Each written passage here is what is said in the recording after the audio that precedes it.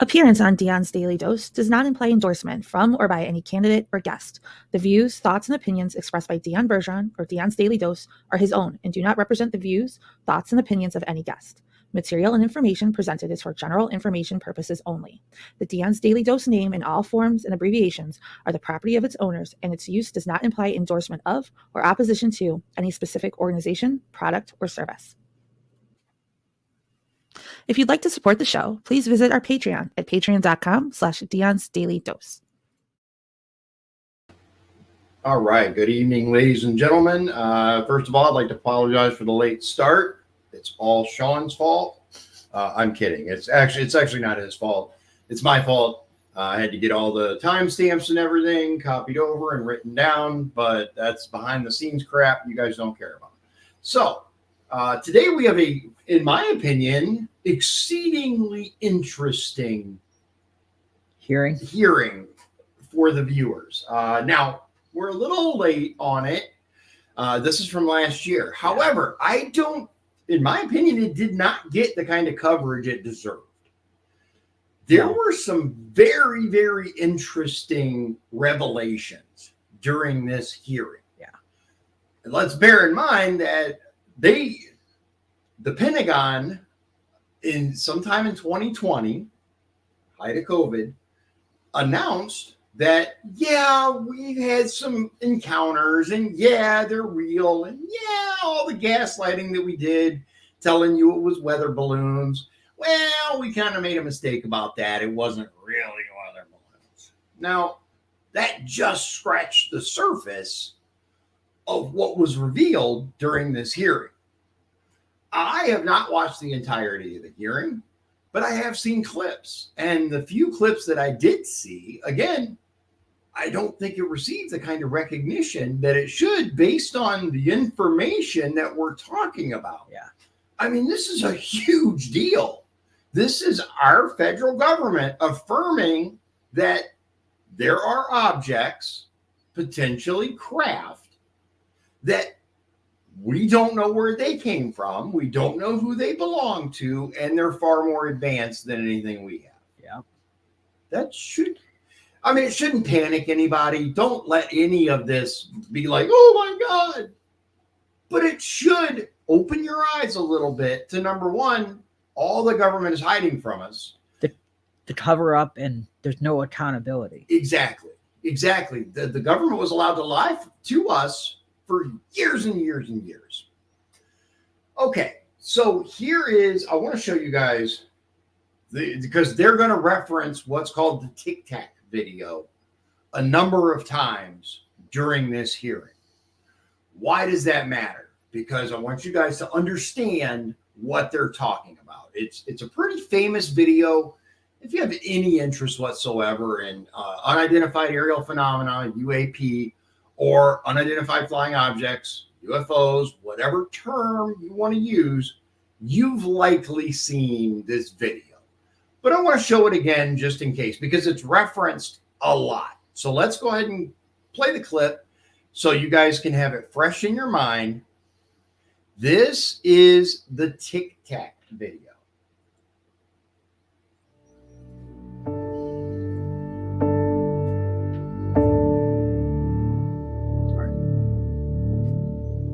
So for the listeners, FLIR 1, FLIR-1, is the second of 3 U.S. military videos of an unidentified aerial phenomena. Remember, I mentioned that, UAP. That's what they were calling it now, to distance themselves from the stigma that the term UFO has acquired over the years.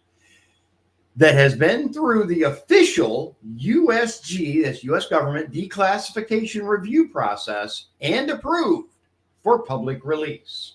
Here we go. It's less than 3 minutes long. It is the only official footage that has been released that was taken during the 2004 Nimitz incident and has chain of custody documentation to ensure preservation of its original condition. In other words, this is legit. This is not something that someone took on a camcorder and said, look, it's real. This was the United States government The Nimitz aircraft carrier in 2004 acquired this footage. It has full chain of custody. It's 100% legit. Taken aboard a U.S. Navy FA-18 Super Hornet, the unaltered footage was captured by a Raytheon Advanced Targeting Forward-Looking Infrared (AT FLIR) pod, which contains the most advanced sensors and powerful tracking systems on the market. At the time, the absolute top tier technology, the best of the best. Here we go.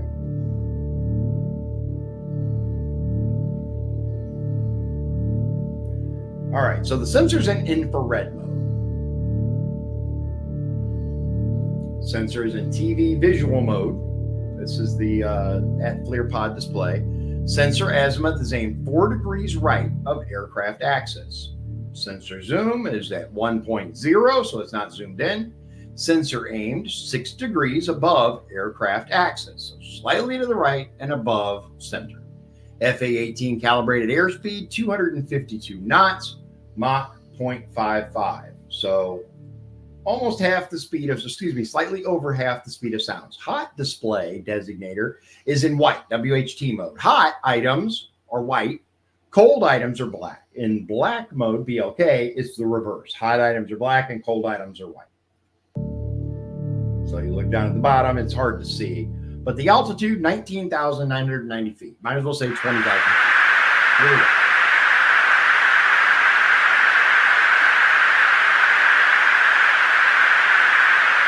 Apologize for the static. That's coming along. I don't know if we need the audio on this. Probably not. We're going to turn the audio off. Weapon sensor operator changes it to TV mode. Get a better visual on the object. The object appears dark against the bright daytime sky and is clearly oblong shaped. It's sizable too. I mean, this isn't a tiny object. This is a sizable object. We're going to see if there's no, it's just static. We're not going to worry about the audio. WSO, that's the weapons officer, changes the image back to infrared mode and then resets the zoom to 1.0. The sensor either breaks lock on the object or the object shifts rapidly, so fast that the sensor can't maintain lock. Sensor rapidly regains lock. There it is. Basically right in the middle of the screen.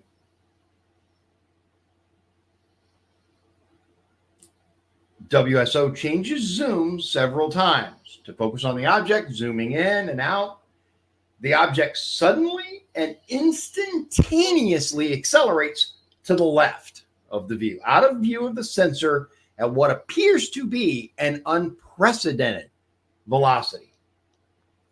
Now, these are fighter jets. They're used to breaking the speed of sound regularly. For this to go so fast that where they're talking unprecedented, this is ridiculously fast.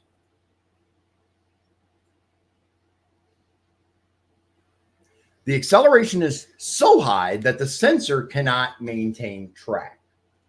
Okay, so bear that in mind when they talk about the Tic Tac video. That's what they're referring to. It's important because they do bring it up. They do. And it's yeah. So here we go. We are going to start with Rep. Grotham. He's the chair of the House Oversight Committee, National Security Subcommittee. Yep. Right? Okay. Mr. Grotham. He is from Wisconsin. Good deal. Here we go. Good morning and welcome to the most exciting subcommittee in Congress this week, the Subcommittee on National Security, the Border and Foreign Affairs, for discussion of unidentified anomalous phenomenon. I'd like to thank the brave military pilots and personnel, such as the witnesses on the panel today, for sharing their stories on how they have engaged UAPs, which has brought attention to this matter. Curiosity and speculation from all walks of life have generated interest in studying what UAPs are and what threats they may pose. I will say that when I was younger in school, I read a book, a 1966 book called Flying Saucers, Serious Business. And for a while, when I was little bit younger, I thought it was the most important issue out there. Yeah. The lack of a transparency regarding UAPs, which was one of the themes of that book. Yeah.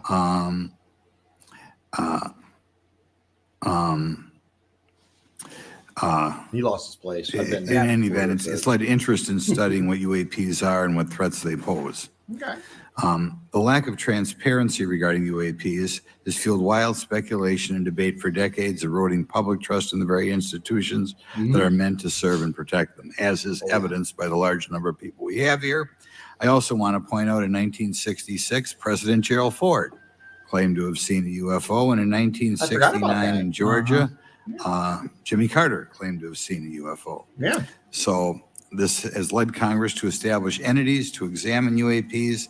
The National Defense Authorization Act of 2022 established the All-Domain Anomaly Resolution Office, or AARO, to conduct or to coordinate efforts across the Department of Defense and other federal agencies to detect, identify, and investigate UAPs.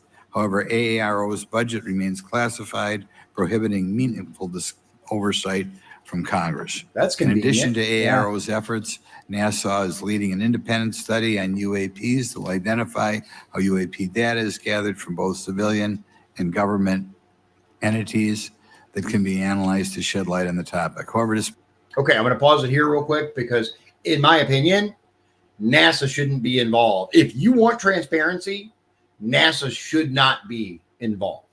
There's a whole lot of tinfoil hat type stuff that goes on when it comes to UFOs and stuff like that. However, there is documentation that astronauts experienced I've heard that. some interesting phenomena. Let's just say that.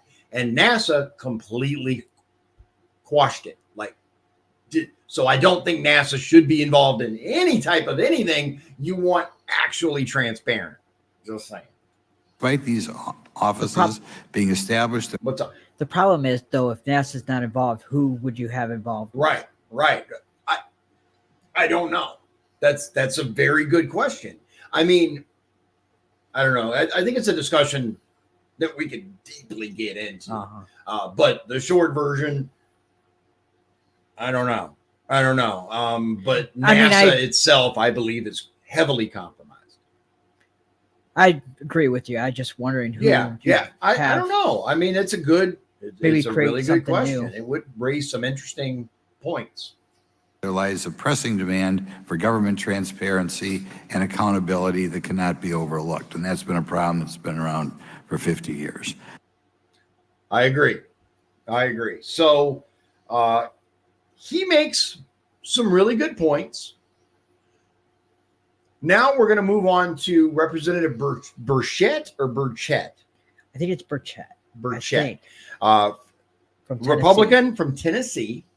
And that is at the 747. By the way, the name of this video, if you guys want to find it yourself, watch live. UFO congressional hearing explores unexplained aerial phenomena, apparently by PBS NewsHour. Okay, so 747 is our next clip. Easy to remember, at least. We're all here to testify under oath for Congress. It's been so difficult to get here today. I've said, in the Baptist church, we'd say that the devil's in our way. And the devil has been in our way through this thing. We've run into roadblocks from members, from the intelligence community, the Pentagon. I proposed legislation to go in the FAA reauthorization that just said if an airline pilot has a sighting, that when he makes that report to the FAA, that it would come to Congress. But I was told that the intelligence community did not like that, and the amendment was not even heard in committee. Now, I want to pause that because I think people need to understand the gravity of that situation, of that statement, right? He has proposed legislation for oversight. We're not even talking transparency. We're talking oversight, that if an airline pilot sees UAP, UFO, whatever you want to call it, that report should go directly to the United States Congress. There's no reason why they shouldn't have Congress that. should have They should. access to everything. But the intelligence community, we've heard that term a lot. since 2016. Mm-hmm. The intelligence community said no. Now, first of all, who the hell are they Exactly. to say no? And second of all, Congress is supposed to be one of the three equal branches of government. The intelligence community has entirely too much power in this country. But this man, Burchett, however you say his name, how do you think it is, you said? I think it's Burchett. Burchett. This man attempted transparency, attempted to get to the root of things, and he was told, we're not even going to hear this bill, much less vote on it. That's how things are done, ladies and gentlemen. That's why our government is rotten. I think it's time for this country to take back our country. We need to tell the folks at the Pentagon they work for us. Dadgummit, we don't work for them. Yes, I agree. And that's exactly the point. This is an issue of government transparency. We can't trust a government that does not trust its people. We're not bringing little green men or flying saucers into the hearing. Sorry to disappoint about half y'all. Right. We're just going to get to the facts. We're going to uncover the cover-up, and I hope this is just the beginning of many more hearings and more people coming forward about this. Now, again, there's not going to be some big revelation that, this man sitting over here is an alien. What it does, though, is it gets to the root of the real people in charge. The intelligence community, again, has entirely too much power and runs things that they should not run. Look at the Hunter Biden laptop, just as a for example, right? 51 members of the intelligence community, right? Said this is fake, this is Russian disinformation. And then we find out it was true. Things? Yeah. They do not want you to know the truth. No. It's just that simple. They are far more interested in their particular agenda. And power. What? And power. And power, exactly. That's their agenda via power so that they can make what happen. They make what they want to happen, I should say. Okay, so our next clip is from Representative Garcia, Democrat, from California. Oh, my goodness. He's the ranking member. The ranking member. So obviously, all right. And this is at the 1256, and this is a long one, to the 1835. 1256. I had it and passed it. There we go. Mr. Garcia from California. Here we go. As our oversight body always demands. Now, it's really important that we're here in a bipartisan way to have this conversation, which really, to the heart of it, is about national security and key to the subcommittee's core purpose. This is the subcommittee on national security of the Oversight Committee. Right. Now, our witnesses will testify today that UAPs have posed a serious safety threat, and we must understand this. More broadly, we're dealing with real questions that get to the heart of our faith in government. Faith in our institutions, as we all know, is at an all-time low. Partisanship and alternative facts make it too easy to doubt narrative or our institutions. But this hearing will offer the public unique perspectives, building on years of reporting by both federal agencies and the independent media. Now, some of the earliest reporting on this issue was a groundbreaking 2017 New York Times report, which revealed research, as we know now, on unidentified anomalous phenomena, or as many call UFOs, by the Defense Intelligence Agency. Mr. Gray's and Commander Favor's experiences with UAPs have also been documented by the public, not just by the New York Times, but CNN and many other national news outlets. Now, the Office of the Director of National Intelligence has published public reports documenting UAPs, and on June 9th, 2022, NASA announced that the agency is commissioning a study to, of course, examine unidentified anomalous phenomena. Now, the sheer number of reports, whistleblowers, and stories of unidentified anomalous phenomena should raise real questions and warrant investigation and oversight. I agree. And that's why we are here today. Yep. Now, pilots have reported encounters for years. Now, because of the stigma around reporting these incidents, we still don't have a complete picture of actually what's going on, particularly as our witnesses will testify on the civilian side. And that is a real problem that we have today in the country. Mm-hmm. Now, it's very important that we show that Democrats and Republicans in Congress can come together in a bipartisan way to cut through misinformation and to look at the facts in a serious and thoughtful manner. If we are to advance oversight and public disclosure, we must also gain the broad support of the public. We will succeed getting facts out to the public faster if there is a broad public support as part of the process. Now, I understand fully the Department of Defense is hesitant to share information that could also undermine our national security by revealing information on the capabilities of our own aircraft, our sensors, and other sensitive material. At the same time, many people believe that we're withholding information from them, and that is dangerous also. Yes. I believe in openness and transparency. That is also the role of Congress. And I want to trust that the American people will be able to weigh the evidence and make up their own minds. Now, we have incidents where sensors, sometimes even multiple types of sensors, detect things that we cannot explain. UAPs, whatever they may be, may pose a serious threat to our military or civilian aircraft, and that must be understood. Now, my career and training as a longtime and career educator and teacher and researcher tell me that we should never rule anything out. We know that our space, of course, is vast and undiscovered. Mm-hmm. I also want to note that Mr. Sean Kirkpatrick, director of the All-Domain Anomaly Resolution Office, the component of the DoD office that investigates UAP data, has testified before the Senate this year that his unit has found no evidence of extraterrestrial activity. NASA has also stated that they don't have evidence of extraterrestrial life either, and we've heard this, of course, from some of our government agencies. And we should remind viewers and witnesses, which I think is really important, that we also cannot share classified information in public settings. But questions, of course, remain that people want to see data and information for themselves.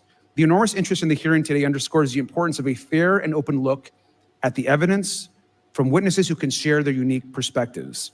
Now, I know I certainly have a lot of questions, and I know that all the members of our committee do as well. We should come to this hearing with an open mind, and we should not let our existing ideas restrict us on either side. I hear over and over from many agencies the stigma around reporting and investigating UAPs prevents us from getting real answers. True. We know that whistleblowers have reported harassment, intimidation, or stigma as well, and this is not acceptable. If people can't report incidents which would have national security or safety implications, then that also has serious consequences for us. As ranking member of this subcommittee, I know my job would be completely impossible if whistleblowers or others feel intimidated to come before this committee. We can't be afraid of asking questions, and we can't be afraid of the truth. I'm proud to say that this hearing builds upon bipartisan work by members of the House and Senate dating many years back, which is sought to increase awareness within the Department of Defense and to mandate more of Congress of UAPs. We know the Senate is taking up an amendment to their defense authorization bill, which will create a commission with broad declassification authority, and we should all agree that that is an important step. Members of both... I'm going to pause it here just real quick. Do you happen to know the status of that so-called committee that they were creating? It never was. It never happened, did it? It never happened. Imagine that. Parties and senior officials in multiple administrations have taken an interest in this issue, and we're proud to carry and build that confidence in the American people. This hearing will also not be the end of this discussion, but a new chapter and start to years and years of work that many folks, both in the public and within government, have been working on. We should encourage more reporting, not less, on UAPs. The more we understand, the safer we will be. We will hear testimony from witnesses today with a long record of service to the American people and with subject matter expertise.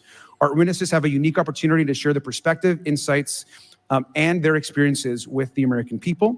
And I encourage all of my colleagues to engage with these difficult questions with an open mind and to follow the facts on behalf of our country. Okay, so he made some great points. He really did. Excellent inclusion. I find it unfortunate that when we have people from both the right and the left that both say we want more transparency, and yet we continue to face the same walls, it's very, very frustrating. It is. I mean, it's unfortunate. And again, it shows how much power the intelligence community has. Okay, so next we're going to move on to the swearing in of witnesses, the introduction and swearing in. That's at 2244. And we're essentially going to run through this.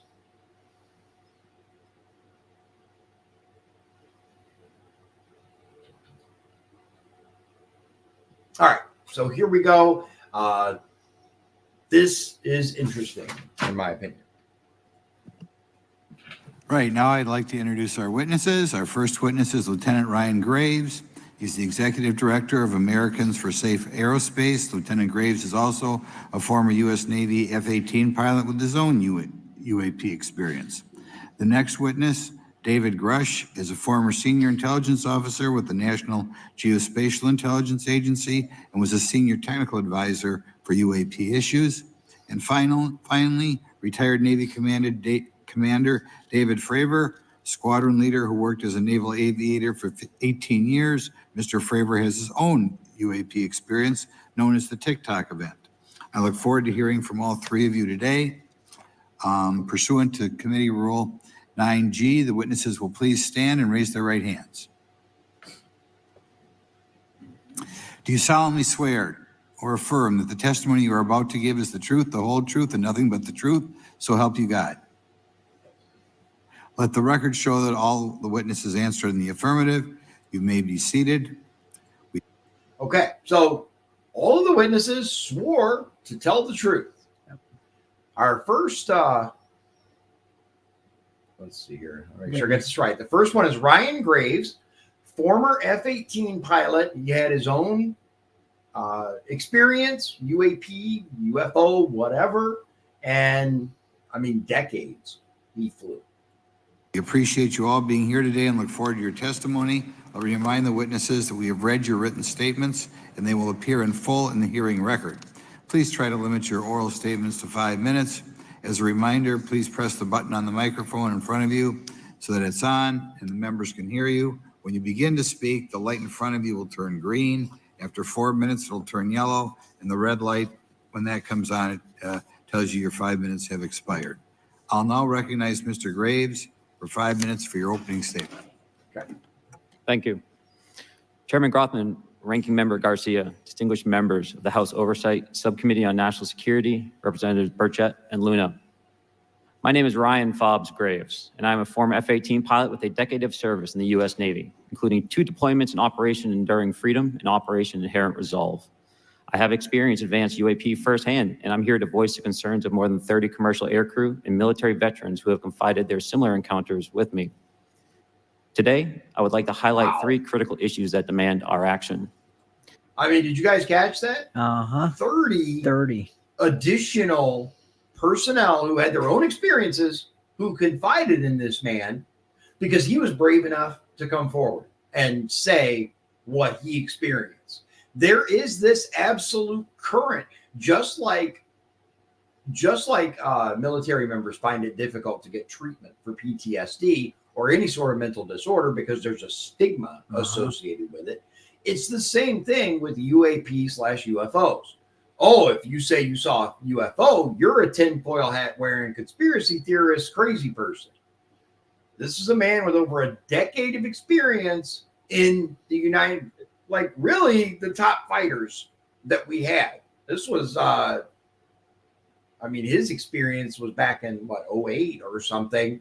I mean, the F-18 Hornet, it's a badass jet, dude. I mean, it can still hold its own against jets around the world. As we convene here, UAP are in our airspace, but they are grossly underreported. These sightings are not rare or isolated, they are routine. Military aircrew and commercial pilots, trained observers whose lives depend on accurate identification, are frequently witnessing these phenomena. The stigma attached to UAP is real and powerful and challenges national security.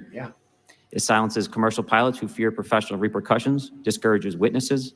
It is only compounded by recent government claims questioning the credibility of eyewitness testimony. Parts of our government are aware of more about UAP than they let on, but excessive classification practices keep crucial information hidden. Since 2021, all UAP videos are classified as secret or above. This level of secrecy not only impedes our understanding, but fuels speculation and mistrust. I agree with that. In 2014, I was an F-18 Foxtrot pilot in the Navy Fighter Attack Squadron 11, the Red Rippers. And I was stationed at NAS Oceana in Virginia Beach.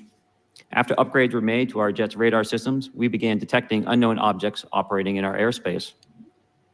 At first, we assumed they were radar errors, but soon we began to correlate the radar tracks with multiple onboard sensors, including infrared systems, eventually through visual ID. During a training mission in Warning Area Whiskey 72, 10 miles off the coast of Virginia Beach, Two F-18 Super Hornets were split by a UAP.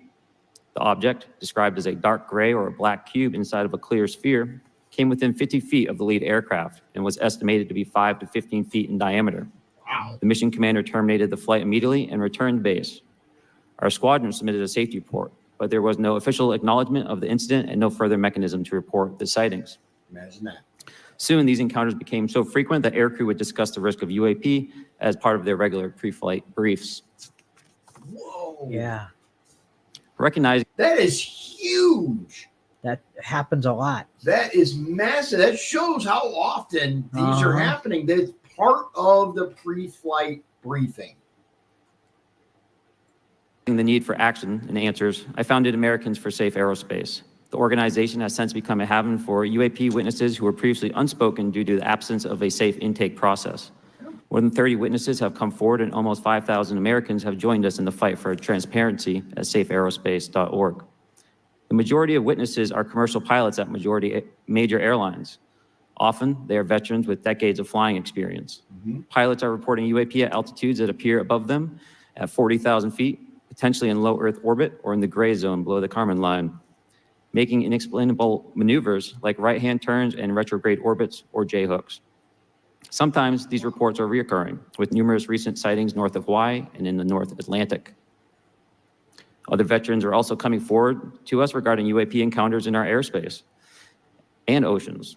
The most compelling involve observations of UAP by multiple witnesses and sensor systems. I believe these accounts are only scratching the surface, and more will share their experiences once it is safe to do so. Now, that is very, very interesting, because that's something that a lot of people kind of leave out, right? We hear about the UAPs, UFOs over major cities when people get a shaky, terrible cell phone video of it. Bear in mind, most of these are moving quite quickly. Just talking about the pilots over land and the oceans, including north of Hawaii. Apparently, that's a hot spot for activity. I've heard a number of very interesting stories when it comes to our oceans and these UAPs. Things coming out of the water, things going in the water. Wow. Yeah, there's a lot. A lot of the ocean hasn't been explored yet. That's it exactly, right? And this could start a whole other video, but I do find it interesting how little of our ocean has been explored. That's when true. we're so eager to go to Mars. That's a good point. I'm not opposed to going to Mars, don't get me wrong, but why so little focus on truly exploring the depths of our planet? That's a good point. Almost as if they know what's down there. I'm just saying. In closing, I recognize the skepticism surrounding this topic. If Or- everyone could see the sensor and video data I witnessed, Or we don't have the technology yet to. And that's a possibility, right? People have said, well, it's far harder to create something that's resists pressure enough to go down that far, right? Okay, maybe that's the case. However, with the advent of robotics, remote controlled drones, things like that, that excuse is getting flimsier, in my opinion. national conversation this topic. If everyone could see the sensor and video data I witnessed, our national conversation would change. I urge us to put aside stigma and address the security and safety issue this topic represents. If UAP are foreign drones, it is an urgent national security problem. If it is something else, it is an issue for science. In either case, unidentified objects are concerned for flight safety. Yeah. The American people deserve to know what is happening in our skies. It is long overdue. Thank you. And I agree with that. Yep. It is long overdue for the American people to learn. Okay, I personally am not panicked about No, UFOs I'm not either. or aliens or any of that. It doesn't bother me, right? If these, for example, if these UAPs are extraterrestrial in origin, they've been happening for decades. Yeah. Suddenly revealing to the public, okay, yeah, we know what they really are, or at minimum, we acknowledge what they really are. As you saw in 2020 when the Pentagon went, yeah, these are real. The public went, we knew that. We knew that. We've been waiting for you to stop denying it, basically. All right. The next witness is David Grush, former intel officer. Hardcore. Mr. Grush? Grush. Mr. Chairman, ranking members and congressmen, thank you. I'm happy to be here. This is an important issue, and I'm grateful for your time. My name is David Charles Grush. I was an intelligence officer for 14 years, both in the U.S. Air Force, both active duty, Air National Guard, and Reserve at the rank of major, and most recently from 2021 to 2023, at the National Geospatial Intelligence Agency, NGA, at the GS-15 civilian level, which is the military equivalent of a full bird colonel. Oh. I was my agency's co-lead in unidentified anomalous phenomena and transmedium object analysis, as well as reporting to the UAP task force, UAPTF, and eventually, once it was established, the All-Domain Anomaly Resolution Office, AARO. I became a whistleblower through a PPD-19 urgent concern filing in May 2022 with the Intelligence Community Inspector General. Following concerning reports from multiple esteemed and credentialed current and former military and intelligence community individuals that the U.S. government is operating with secrecy above congressional oversight with regards to UAPs. Now, they've already, I wholeheartedly agree with everything he just said. The intel community is controlling all the information on this. We already heard earlier where the man tried to introduce legislation, given a little bit of transparency or at minimum accountability to Congress. Forget transparency, just to Congress, and it was blocked. My testimony is based on information I've been given by individuals with a long-standing track record of legitimacy and service to this country. What's that? You got a comment? Oh, do we? No? No. Might be a private message. Okay. Many of whom also have shared compelling evidence in the form of photography, official documentation, and classified oral testimony to myself and my various colleagues. I have taken every step I can to corroborate this evidence over a period of 4 years while I was with the UAP task force and do my due diligence on the individual sharing it. This is because of these steps, I believe strongly in the importance of bringing this information before you. I am driven by a commitment of both to truth and transparency, rooted in our inherent duty to uphold the United States Constitution and protect the American people. I'm asking Congress to hold our government to this standard and thoroughly investigate these claims. But as I stand here under oath now, I am speaking to the facts as I've been told them. In the U.S. Air Force, in my National Reconnaissance Office, NRO, reservist capacity, I was a member of the UAP task force from 2019 to 2021. I served at the NRO Operations Center on the director's briefing staff, which included the coordination of the presidential daily brief and supporting variety of contingency operations, which I was the Reserve Intelligence Division Chief backup.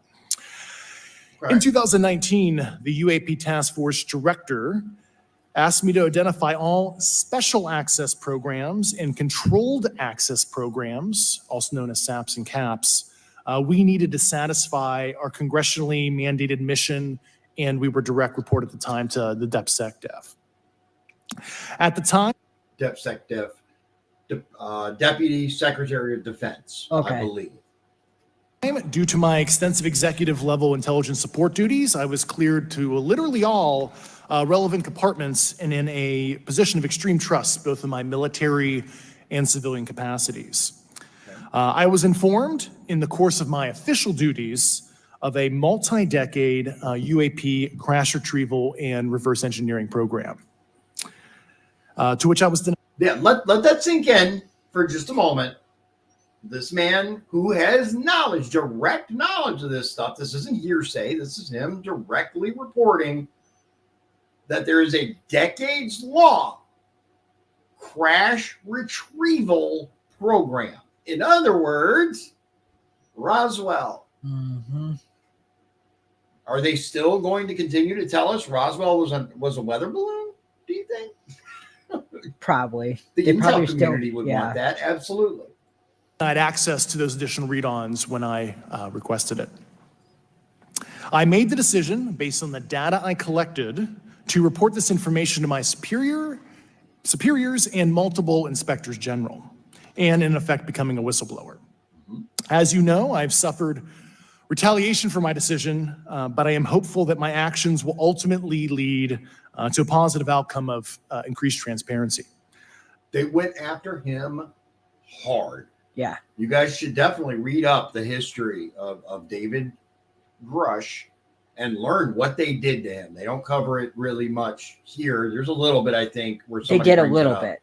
A little bit, but they put him through hell.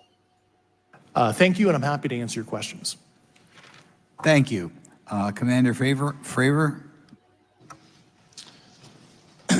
Thank you. Thank you, Mr. Chairman, Congressmen, Congresswomen. Fravor retired. I want to first thank you for the invitation to speak to the committee on the UAP topic that's been in the news for the past 6 years and seems to be continuing to gain momentum. As you know, my name is David Fravor. I'm a retired commander in the United States Navy.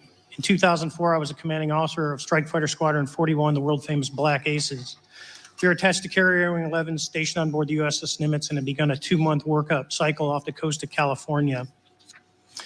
On this day, we were scheduled for a 2v2 air-to-air training with the USS Princeton as our control. When we launched off Nimitz, my wingman was joining up. We were told that the training was going to be suspended and we were going to proceed with real-world tasking. As we proceeded to the west, the air controller was counting down the range to an object that we were going to, and we were unaware of what we were going to see when we arrived. The controller had told us that these objects had been observed for over 2 weeks, coming down from over 80,000 feet, rapidly descending to 20,000 feet, hanging out for hours, and then going straight back up for those who don't. 80,000 feet is higher, I believe, than even the SR-71 Blackbird could fly. I think so. Can you double check the maximum altitude of the SR-71 Blackbird? In the meantime, so it came down from 80,000 feet, shot down to 20,000, would hang out for hours, and then shoot directly back up to over 80,000 feet. That is incredible. Incredible. There is, to my knowledge, we have no crafts that could do that. Maximum altitude of what was it? 80,000 feet. What can go?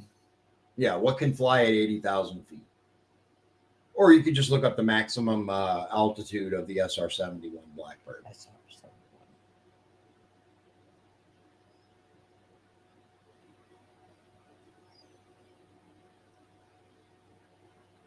Obviously, this is what they tell the public. We're not going to get 85,000 feet. Okay, so it can go. SR-71, just so you know, is like the highest flying plane we've ever had. It's almost in space. It's the closest thing to a space plane that we have or ever had. And this thing shot up and down, no problem. Uh-huh. Realize, but descending to 20,000 feet, hanging out for hours, and then going straight back up. For those who don't realize, above 80,000 feet is space. Yeah, that's. We arrived at the location at approximately 20,000 feet, and the controller called merge plot, which means that our radar blip was now in the same resolution cell as the contact. As we looked around, we noticed that we saw some whitewater off our right side. It's important to note that the weather on this day was as close to perfect as you could ask for off the coast of San Diego. Clear skies, light winds, calm seas, no whitecaps from waves. So the whitewater stood out in a large blue ocean. Makes All sense. four of us, because we were in F-18Fs, so we had pilots and Wizzo in the back seat, looked down saw a white tic-tac object with a longitudinal axis pointing north-south and moving very abruptly over the water like a ping pong ball. There were no rotors, no rotor wash, or any sign of visible control surfaces like wings. As we started clockwise towards the object, my Wizzo and I decided to go down and take a closer look with the other aircraft staying in high cover to observe both us and the tic-tac. We proceeded around the circle about 90 degrees from the start of our descent, and the object suddenly shifted its longitudinal axis, aligned it with my aircraft, and began to climb. We continued down another 270 degrees, nose low, where the tic-tac, or we considered 270 degrees to where, and we went nose low to where the tic-tac would have been. Our altitude at this point was about 15,000 feet, and the tic-tac was about 12,000. As we pulled nose onto the object, within about a half mile of it, it rapidly accelerated in front of us and disappeared. Our wingman, roughly 8,000 feet above us, lost contact also. We immediately turned back to see where the whitewater was at, and it was gone also. So as you started to turn back towards the east, the controller came up and said, "Sir, you're not going to believe this, but that thing is at your cat point, roughly 60 miles away in less than a minute." You can calculate the speed. We returned to Nimitz. We were taking off our gear. We were talking to one of my crews that was getting ready to launch. We mentioned it to them, and they went out and luckily got the video that you see, that 90-second video. What you don't see is the radar tape that was never released, and we don't know where it's at, of the active jamming that the object put on an APG-73 radar, and I can get into modes later if you're interested. What is shocking to us is that the incident was never investigated. None of my crew were ever questioned. Tapes were never taken, and after a couple days, it turned into a great story with friends. It wasn't until 2009 till Jay Stratton had contacted me to investigate. Unbeknownst to all, he was part of the ATIP program in the Pentagon led by Lou Elizondo. And there was an unofficial official report that came out that's now on the internet. Years later, I was contacted by the other pilot, Alex Dietrich, and asked if I'd been contacted, and I said no, but I'm willing to talk. I was contacted by Mr. Elizondo, and we talked for a short period of time, and he said we'd be in contact. A few weeks after that, I was made aware that Lou had left the Pentagon in protest and joined forces with Tom DeLonge, Chris Mellon, Steve Justice, and others to form Two Stars Academy, an organization that pressed the issue with leading industry experts and U.S. government officials. They worked with Leslie Keene, who is present today, Ralph Blumenthal, and Helene Cooper to publish the articles in the New York Times 2017 New York Times. And it removed the stigma on the topic of UFOs, which is why we're here today. Those articles open the door for the government and public that cannot be closed. It has led to an interest from our elected officials who are not focused on little green men, but figuring out where these craft are, where are they from, the technology they possess, how do they operate.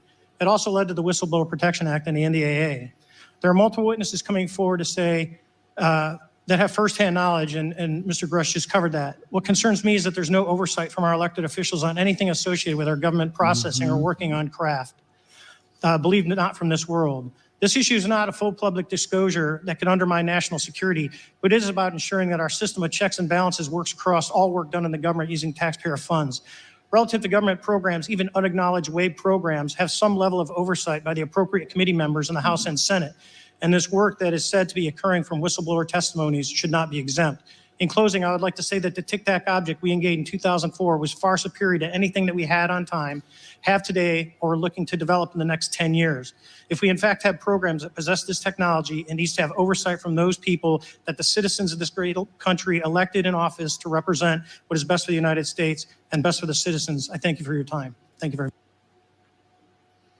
I mean, that's a lot. That's a whole lot to unpack. I mean, I'm not gonna get into it. You heard the man, but I do want everyone to understand exactly what that means. It means that there is an unelected bureaucracy, whether that's the intel community, whether that's the shadow government, whether that's the cabal, deep state, call them whatever you want. It doesn't matter. The function's the same. Unelected individuals that actually control the flow of information. That's the deep problem. state. Yeah, I mean, it is. It's a deep state. That's a problem. Mm-hmm. All right. So our next clip, that's the witnesses. I think it was important for us to hear exactly what they said in their own words to the United States Congress. Our next clip is at the 40:05 to 43:34.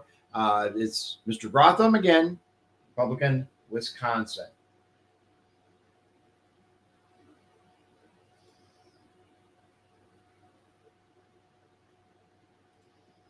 I'll give you a follow-up on that. Assuming that there are reasons why not all this should be made public, this has been around for a long period of time. Can any of the three of you think of any reason why anything related to UAPs, say 15 years and back, should not be immediately made public?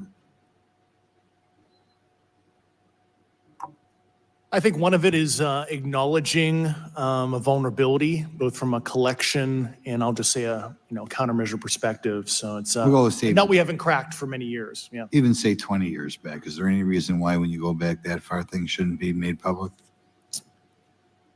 Unless it shows a specific national security vulnerability as it relates to a weakness in a particular defense system. Oh, okay, Mr. Frey. I do want to point out, now this is a guy who's a whistleblower. He came forward He wants to tell the truth. But even he is willing to admit that there are certain things that might show a vulnerability. You know, we're weak here kind of thing. His first thought isn't telling the public everything. His first thought is the safety of this country and the people in it. Every time this guy opens his mouth, he gets a little more believable as far as I'm concerned. The TikTok incident that you were engaged occurred in 2004. What kind of reporting took place after that incident? None. We had a standard debrief where the backseaters went down to our carrier intel center and briefed what had happened, and that was it. No one else talked to us, and I was in the top 20 in the battle group. No one came. The captain was aware, the admiral was aware, nothing was done. Your commanding officers provide any sort of justification? No, because I was the commanding officer of the squadron, so no. Was this incident the only UAP event that you encountered while you were a pilot? Yes, it was. Okay. This is for any one of you. Based off of each of your experiences and observations, do you believe UAPs pose a potential threat to our national security? Yes, and here's why. The technology that we faced was far superior than anything that we had, and you could put that anywhere. If you had one, you captured one, you reverse engineered it, you got it to work, you're talking something that can go into space, go someplace, drop down in a matter of seconds, do whatever it wants, and leave, and there's nothing we can do about it. Nothing. Okay. Either the other, you two? Well, I mean, think about that for a moment. That's concerning from a a defense perspective. That's extremely concerning. And yeah, it does represent a national security risk. So this committee should have direct oversight over that. But again, they don't. No. I would also like to add, from a commercial aviation and military aviation perspective, we deal with uncertainty in our operating space as a matter of our professional actions. Sure. Identifying friend from foe is very important to us. Mm-hmm. And so when we have unidentified targets and we continue to ignore those due to a stigma or a fear of what it could be, that's an opening that our adversaries can take advantage of. What steps should be taken to better understand and respond to UAP encounters in the interest of national security? There needs to be a location where this information is centralized for processing, and there needs to be a two-way communication loop so the operators on the front end have a feedback and can get best practices on how to process information, what to do, and to ensure that their reporting is being listened to. Right now, there is not a lot of back and forth. Mr. Grush, in your complaint to the Intelligence Community Inspector General, you claim that you believe information is being hidden. What kind of information do you think was hidden, and do you think it should remain hidden? Yes, I can speak to that very briefly in an unclassified manner. As you know, the preponderance of my complaint was classified to the intelligence communities. Both material acquisition and exploitation activity, also baselining the UAPs, but not sharing it with, intelligence professionals that are actually doing step briefs to pilots, that kind of information. Yeah. I mean, that's a big deal, man. Yeah. He's talking about we're actually acquiring technologies, reverse engineering, and so we have an understanding of this, and we're not sharing that information with the pilots, which means pilots could potentially do something that would either be perceived as hostile or cause potentially a crash. These are real concerns, I believe. Okay, so our next clip is from Representative Garcia. That's the ranking member, Democrat from California. That's 4758 to 4932.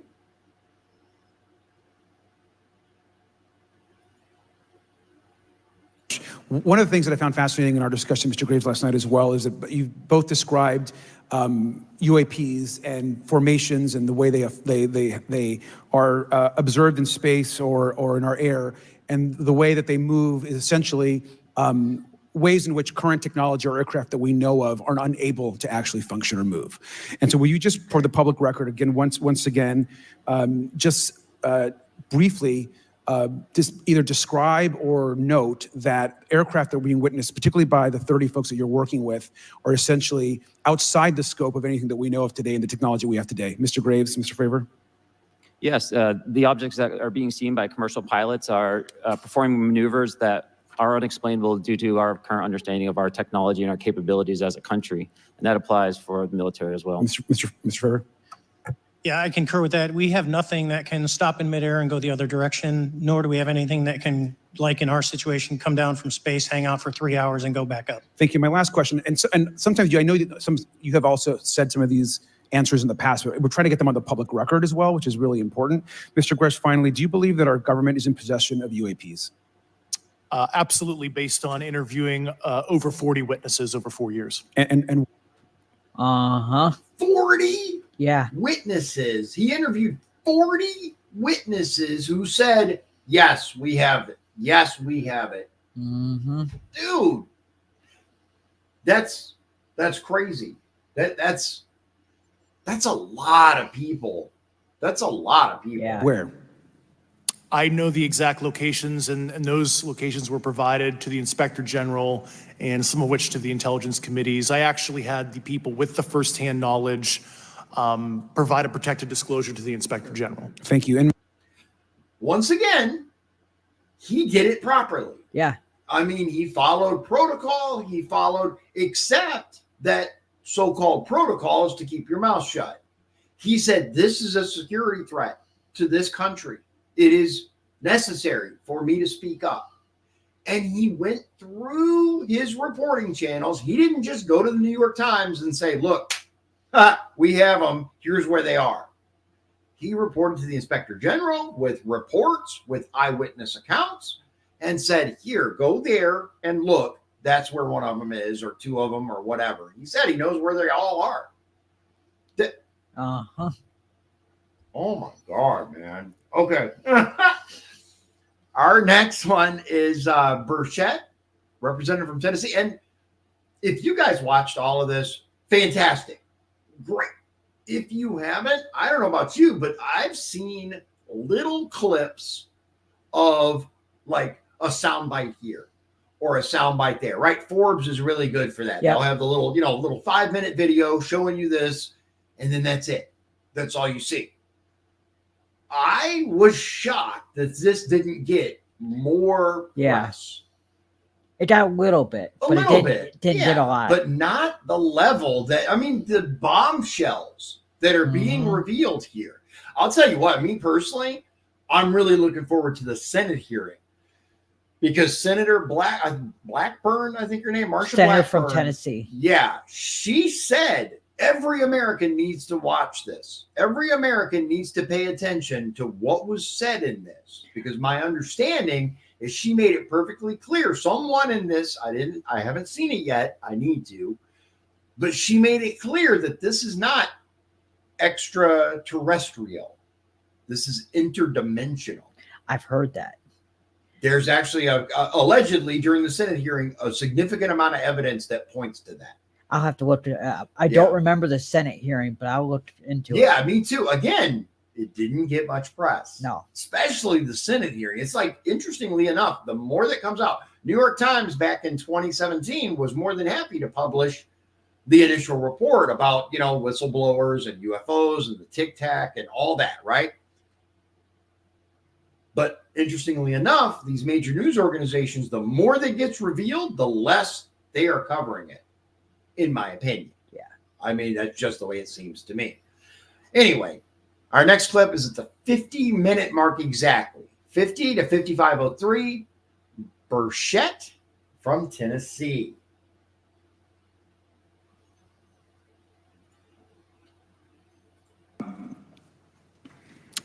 Mr. Graves, again, I'd like to know, how do you know that these were not our aircraft? It's a good question. Some of the behaviors that we saw in a working area, we would see these objects being at 0.0 Mach, that's 0 airspeed, over certain pieces of the ground. So what that means, just like a river, if you throw a bobber in, it's going to float downstream. These objects were staying completely stationary in Category 4 hurricane winds. These same objects would then accelerate to supersonic speeds, 1.1, 1.2 Mach, and they would do so in very erratic and quick behaviors that I don't have an explanation for. Okay. Hurricane force winds, and it's just hovering. It's just staying still. Yeah, here's the thing, right? Maybe we do have the technology. If we do, then it's a division that is not known by Congress, not known by our best and brightest. And That it's should possible. concern every American. And it's possible. It is. That's what I'm saying. I'm not saying these are from outer space. I have no idea where No, they're I don't from. either. I have no clue. I tend to listen to the guys who know what they're talking about, like this man here, Mr. Graves. Sounds like he kind of knows what he's talking about. And if he tells me, and all the experience that I have flying jets and dealing with America's greatest technology, I've never come across anything that can do this. Wow. Okay. So either someone else, whether that's another country, another moon, whatever, has this technology, or another division of our government has this technology. And I'm not sure which is more concerning. Yeah, they're both really concerning. They really are. Either or. Yeah. I've heard about like secret space programs and teleportation and all this other stuff that I have no idea if it's legit or not. But I'll say this. If any of that, particularly if there's a special division of the government that has access to these types of technologies and they're not sharing it with our armed forces, well, what are you doing with it? Good point. Like, what is the purpose of this? Have you spoken to commercial and military pilots that have seen these off of our East Coast? I have. Okay. Washington, Mr. D.C., Favor. New York.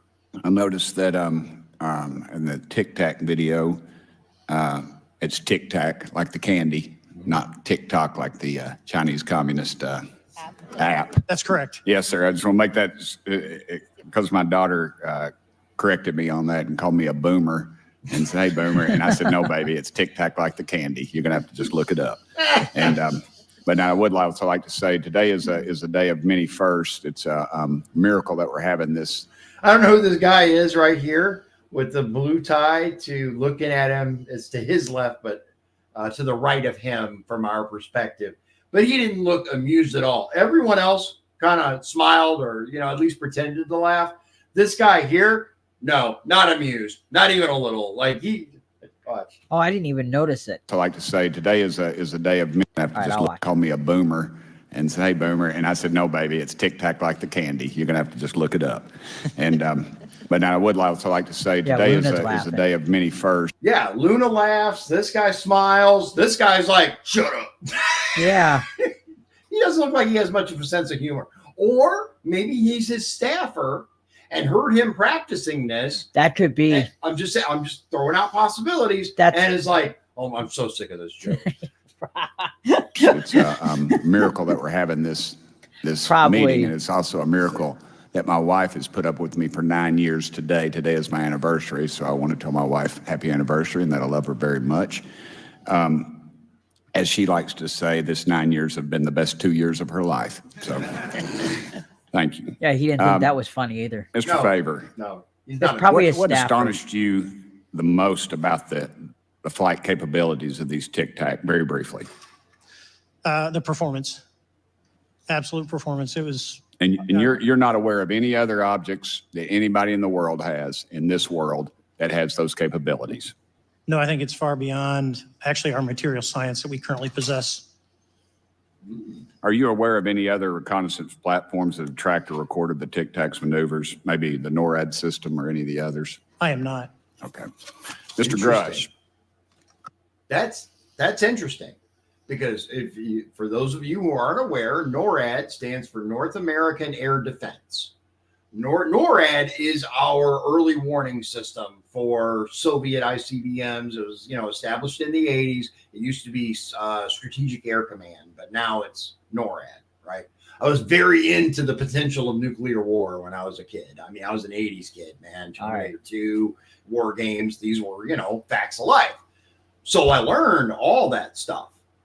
NORAD's supposed to have the most advanced imaging system so that we know if we're under attack. He's saying, no, NORAD doesn't pick this up. We just got this technology on these birds, and now we can see them. So how long have they been there? How long That's have a they good- been there unnoticed? Good question. Thank you for being here, brother. Thank you all very much. Have you faced any retaliation or reprisals for any of your testimony or anything on these lines? Yeah, I have to be careful what I say in detail because there is an open whistleblower reprisal investigation on my behalf, and I don't want to compromise that investigation by providing anything that may help provide somebody information. But it was very brutal and very unfortunate, some of the tactics they used to hurt me both professionally and personally, to be quite frank. Yeah. It's very unfortunate. As they say, when you're over the target, that's when they do the most firing at you. Do you have any personal knowledge of people who have been harmed or injured in efforts to cover up or conceal these extraterrestrial technology? Yes, That was quick. personally. Have anyone been murdered that you would think, that you know of or have heard of, I guess? I have to be careful asking that question. I directed people with that knowledge. It's not a no. No, that's not a no. He did not go, no, but he went, I have to be careful answering that question because he has an active whistleblower reprisal investigation. In other words, they put the smackdown on him and he's suing the shit out of them. Good, because there's supposed to be protections for people. Or have heard of, I guess? I have to be careful asking that question. I directed people with that knowledge to the appropriate authorities. Maybe in a, if we could get in a confidential area, SCIF, we could talk about that. But unfortunately, we were denied access to the SCIF, and that's very unfortunate in this scenario. Think about that again, right? The Congressional Oversight for National Security, right? Yep. House Oversight Committee, National Security Subcommittee was denied access to a SCIF, SCIF, I think it's one F, Secure Compartmentalized Information something. But this is an area that's completely secure, completely blocked down. No phones are allowed. No electronics are allowed. Like you have to go through full searches and wands and the whole 9 yards to get in there. It's not connected to outside internet or anything like that, right? Rock solid security. They were told, no, you can't use that. Wow. What? Mr. Favor, do you believe that you witnessed an additional object under the water in relation to your encounter? I will say we did not see an object. There was something there to cause the whitewater, and when we turned around, it was gone. So there was something there that obviously moved. Okay, it was not the same object though that you were looking at, correct? No, we actually joked that the Tic Tac was communicating with something when we came back, and because the whitewater disappeared. We were in another instance. We're told about the capabilities of a jamming during viewing of when there were some people chasing some of these objects. Did you experience any of that jamming or interrupting your radar or weapons system? My crew that launched after we landed experienced significant jamming to the APG-73 radar, which was what we had on board, which is a mechanically scanned, very high-end system prior to the APG-79. And yes, it did pretty much everything you could do: range, velocity, aspect, and then it spit the lock, and the targeting pod is passive. That's what we were able to get the video on. I'm about to run out of time, but are you aware of any of our enemies that have that capability? No. Okay, I would also like to note for the record that like George Knapp breaking Area 51, he's the reason I knew about that. And the reason I know about the Tic Tacs is Leslie Keene from New York Times article, and I would encourage everybody to read that. It's one of the few things that the Times has produced in the last 20 or so years that I would say, yeah, worth reading. Absolutely. Our next clip goes directly into it, and that is Representative Raskin again, Democrat Maryland, 5504 to the 1 hour, 20-second mark. Thank you, Mr. Chairman. Yield back to you. No time. Very good. Mr. Raskin? Thank you, Mr. Chairman. Mr. Graves, you reported UAP encounters during... There is a very small, in my opinion, number of reporters and photographers compared to the normal number that you see for like budget hearings and stuff like that. Supreme Understand? It's Court like, justice. yeah, 1, 2, Nom- 3, 4, 5, confirmation. 6, 7. Yeah, there's usually more. Yeah, there's usually more. You've watched a lot of these Uh-huh. hearings. Again, Interesting. training flights, I think, and have since come forward to warn the Pentagon that these encounters may be putting pilots at risk. My first question is, you've identified these as taking place on the East Coast. Is it just on the East Coast where these encounters have been reported? No, since the events initially occurred, I've learned that the objects have been detected essentially where all operations, Navy operations are being conducted across the world. And that's from the All-Domain Anomaly Resolutions Office reporting. everywhere the U.S. Navy operates, which is pretty much the entirety of our oceans, they're seeing these. That's not concerning at all. All right, can you describe your experience after you decided to come forward and go public with your experience? Certainly. Like many others, in 2017, I saw the New York Times article come out as well. And for me, it was special because I recognized the voices on the video. I recognized the video itself. I had seen it when it was taken. I seen it when it was debriefed. And so that was kind of shook me because I realized that this problem was still ongoing. And so I reached out to colleagues back on the East Coast and realized that this was still a safety risk that they were dealing with, that they had essentially hit a wall with how they could move forward on this conversation. It was at that point when I decided to try to move the conversation forward myself. Are there common characteristics to the UAPs that have been cited by different pilots? And can you describe what the convergence of descriptions is? Certainly. We were primarily seeing dark gray or black cubes inside of a clear sphere. I'm sorry, dark gray or black cubes? Yes, inside of a clear sphere, where the apex or tips of the cube were touching the inside of that sphere. And that was primarily what was being reported when we were able to gain a visual tally of these objects. That occurred over almost 8 years. And as far as I know, it's still occurring. So I take it that you're arguing what we need is real transparency and a reporting system so we can get some clarity on what's going on out there, because there are many pilots in your situation, but we should have a way of developing a systematic inventory of all of such encounters. Is that right? Yes, and I think we need both transparency and the reporting. We have the reporting, but we need to make sure that information can be promulgated to commercial aviation as well as the rest of the populace. Mr. Grush, what about you? What was your experience after you came forward? Well, it's only been about 2 months or so. So I guess my experience has been overwhelming support from former colleagues of mine that have privately messaged me, and I do appreciate that. But I do have knowledge of active planned reprisal activity against myself and other colleagues, and it's very, very upsetting to me. Yeah, Coming from where?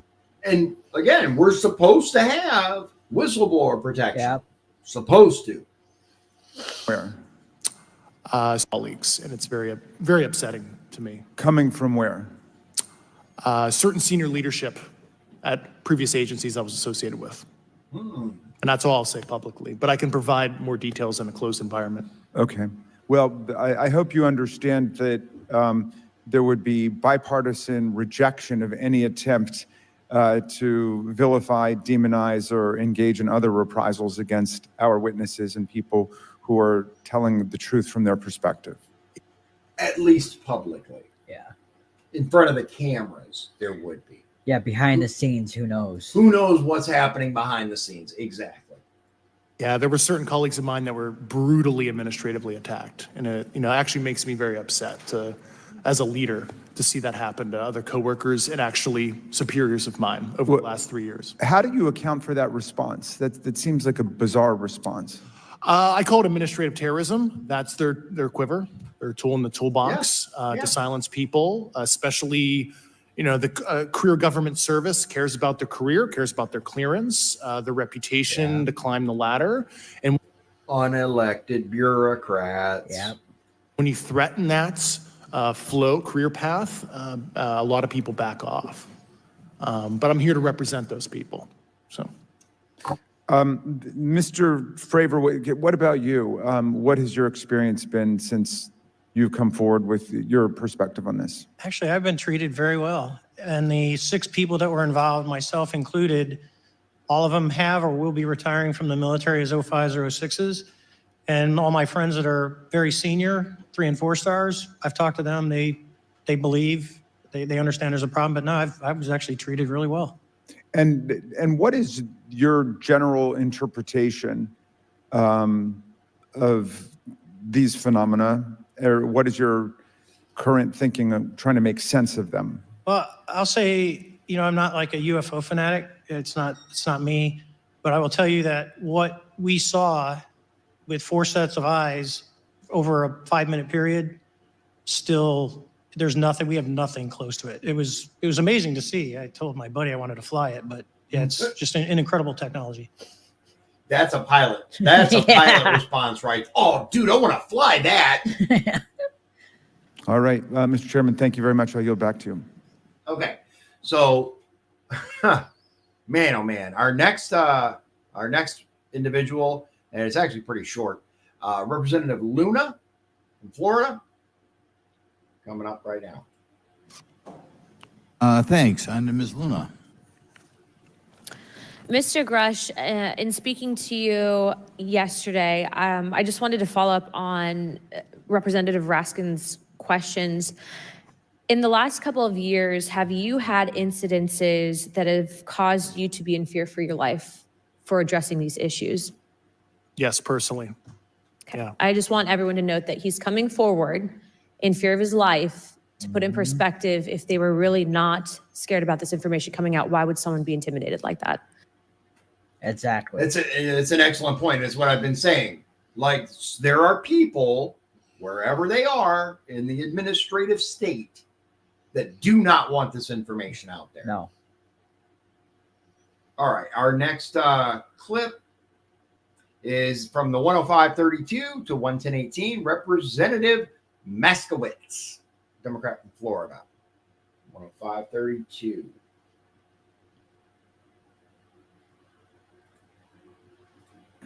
Mr. Moskowitz.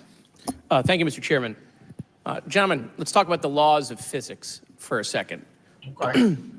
Mr. Graves and Commander Favor, I heard you talk about speed.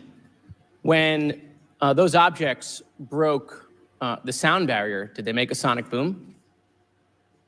I was in a jet. You can't hear anything. It's kind of loud in there. Yeah, you're not able to actually personally tell within the vehicle. I will say the objects that we were seeing, they were spherical, and they were observed up to Mach 2, which is a very non-aerodynamic shape. What about G-forces? Let's talk about G-forces of those vehicles. Could a human survive those G-forces with known technology today? No. No, not for the acceleration rates that we observed. Okay. What about what they look like? How close did you get? Did you see a seam or a rivet or a section? And what I mean is, obviously, the jets you're flying have all those things. Did these objects have those? Do you want to go, Ryan? I didn't have the detail to be able to tell that. So we got within a half mile of Tic Tac, which people say that's pretty far, but in airplanes, that's actually relatively close. Yeah. No, it was perfectly white, smooth, no windows. Although when we did take the original FLIR video that is out there, when you put it on a big screen, it actually had 2 little objects that came out of the bottom of it. But other than that, no windows, no seams, no nothing.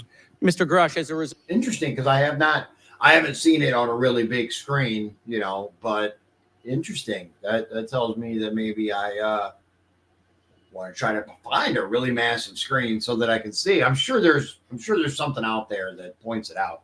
I'll see if I can look it up. Remind me. Okay. result of your previous government work, have you met with people with direct knowledge or have direct knowledge yourself of non-human origin craft? Yes, I personally interviewed those individuals. Mr. Grush, as a result of your previous government work, have you met with people with direct knowledge or have direct knowledge yourself about ATs, advanced technologies that the U.S. government has? Based on conventional advanced tech, I was briefed to the preponderance of the Defense Department's both space and aerospace compartmented programs, yeah. Do you have knowledge or do you have reason to believe that there are programs in the advanced tech space that are unsanctioned? Yes, I do. Yes. Okay. And when you say that they're above congressional oversight, what do you mean? Complicated question. So there's, some, I would call it abuse here. So congressional oversight of conventional special access programs. So I'll use Title 10, so DOD as an example, right? So 10 U.S. Code Section 119 discusses congressional oversight of SAPs, discusses the DepSecDef's ability to waive congressional reporting. However, the Gang of Eight is at least supposed to be notified if a waived or waive bigoted unacknowledged SAP is created, and that's public law. Well, so that SAP is Special Access Program. That's the Okay. things that they talk about. They're like, Black Ops this and, undercover that. All these, you guys ever seen Independence Day? Have you seen Independence Day? I have seen Independence Okay. Day. Yay, a movie you've seen. Okay, so look, there's a part in Independence Day where the goofy scientist guy, Jeff Goldblum's character, right? His dad, Okay. right? The old man, okay? Talks about, you don't really think they spend $50,000 on a screwdriver, $20,000 on a hammer, do you? Exactly. That's where all that money is funneled. It goes into these Black Ops, SAPs, Special Access It's Program. been years since I've seen that movie, but Yeah, but you remember that? kind of. It doesn't matter. The point is, that's the kind of stuff we're talking about. How does, I don't want to cut you off, but how does a program like that get funded? I will give you generalities. I can get very specific in a closed session, but misappropriation of funds and Does that mean self-fund. that there is money in the budget that is said to go to a program, but it doesn't, and it goes to something else? Yes, I have specific knowledge of that. Yep. Do you think U.S. corporations are overcharging for certain tech they're selling to the U.S. government, and that additional money is going to programs? Correct, through something called IRAD. Okay. IRAD. Satellite imagery. Let's talk You've about never satellite. heard of that? I have not heard of IRAD. I have not either. You haven't either. Okay. If you guys, one of you out there knows what IRAD is, drop it in the comments and let us know. In the meantime, Imagery. We have satellites all over the place, some that we're aware of and many that we're not aware of, right? We're taking pictures of everything at every point and second. Mr. Grush, are you aware, do you have direct knowledge, or have you talked to people with direct knowledge that there are satellite imagery of these events? That was one of my primary tasks at NGA, since we process, exploit, and disseminate that kind of information. I've seen multiple cases, some of which, to my understanding, and of course, I left NGA in April, so that's my information cutoff date.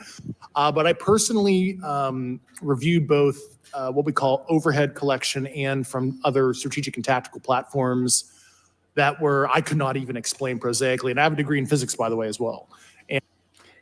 Independent Research and Development. Okay. IRAD, Independent Research and Development. Like Lockheed Martin's Skunk Works. Probably stuff like DARPA. that. Yeah, DARPA, things like this, right?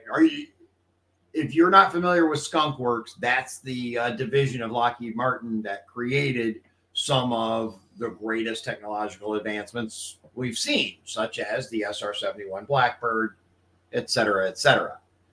Now think about what he just said. I have trouble explaining these programs in a very detailed and efficient manner, and I have a degree in physics. This is a man who knows what he's talking about, obviously extremely intelligent. Physics is hard, dude. Like, physics is like, what? And he goes, it's kind of complicated. It's a little hard for me to explain. And I am aware that you guys have not seen these reports, unfortunately, and I don't know why. Do you have direct knowledge, or you had spoken to people with direct knowledge that this imagery applies to crash sites, crash imagery? I can't discuss that in an open session. Okay. Do you have any information that the U.S. government is involved in a disinformation campaign to deny the existence of certain UAPs? I can't go beyond what I've already stated publicly in my News Nation interview because it touches other sensitivities. Okay. I'll yield the balance of my time back. Thank you, Mr. Chairman. I mean, He didn't say no. Mm-hmm. On none of those, like there wasn't a single question. He went, no, that's not happening. It's either I can't publicly say, which tells you I could tell you a lot, but I can't right now. And, well, I can't exactly get into that. I mean, it's pretty blatant yes to me, but Yeah. but he can't give details. And again, this is a man who is extremely concerned about security, the security of our nation. That's the whole reason that he's even doing this. All right, so our next clip is continues right now. It is Representative Fox, apparently with 2 X's, not triple X. Nope. That's not quite that fun, just 2 X's. Fox, Republican from North Carolina.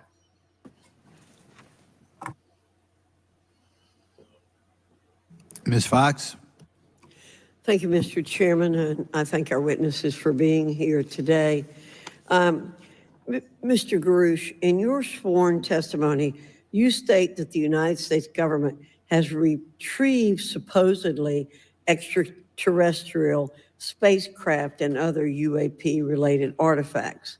You go so far as to state that the U.S. is in possession of, quote, non-human spacecraft, end quote, and that some of these artifacts have circulated with defense contractors. Several other former military and intelligence officials have come forward with similar allegations, albeit in non-public settings. However, Dr. Shawn Kirkpatrick, the director of AARO, previously testified before Congress that there has been, and I quote, no credible evidence thus far of extraterrestrial activity or of, quote, off-world technology brought to the attention of the office. To your knowledge, is that statement correct? It's not accurate. I believe Dr. Kirkpatrick mentioned he had about 30 individuals that have come to Arrow thus far.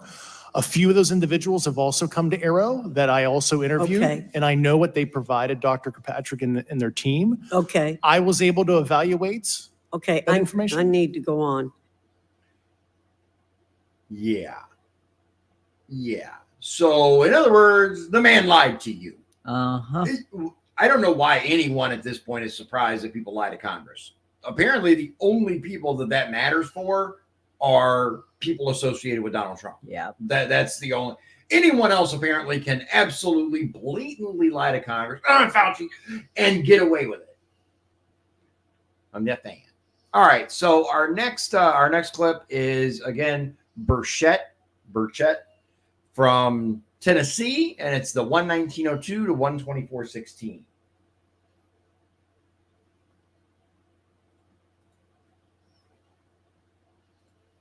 With that, I yield my 5 minutes to Mr. Burchett. Thank you, Mr. Chairman. I'm going to direct this, I believe, to Mr. Grush, but if any of you all feel like you need to jump in, just jump right in. We're good. Has the U.S. government become aware of actual evidence of extraterrestrial, otherwise unexplained forms of intelligence? And if so, when do you think this first occurred? That's a good question. I like to use the term non-human. I don't like to denote origin. Keeps the aperture open, both scientifically.